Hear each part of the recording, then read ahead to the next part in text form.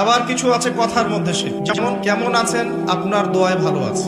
কেমন আছেন, আপনার দোয়ায় ভালো আছে। আপনার মায়ের কি অবস্থা, মায়ের অবস্থা ভালো, ডাক্তারটা সময় মতো না আসলে মাকে বাঁচানো যেত না। যাত্রা কেমন ছিল, জার্নি খুব ভালো ছিল, ড্রাইভার অনেক ভালো ছিল, ড্রাইভারের দক্ষতায় অ্যাক্সিডেন্ট থেকে নিশ্চিত অ্যাক্সিডেন্ট থেকে বেঁচে গেছে।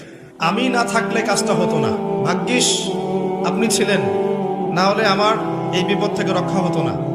প্রচুর কথা বলতে গেলে সারা রাত চলে যাবে, কথার মধ্যে বেশি শিরক হচ্ছে। এমনকি অনেক গানের লিরিক্স দেখবেন, তোমাকে ছাড়া বাঁচবো না, তুমি আমার জীবন, তুমি আমার মরণ, এ ধরনের কথা আছে না? আসমান জমিন চন্দ্র সূর্য সব তোমার, তোমার জন্য চাঁদ নিয়ে এসে দিব, চাঁদে বাড়ি বানাবো, কত কথা। এই শিরিক এবং তাওহীদটাকে শেখেন। শেখার পরে আপনি উপন্যাস পড়বেন, কবিতা পড়বেন, গানের লিরিক্সগুলো পড়বেন, দেখবেন যে শিরিক দিয়ে ভর্তি।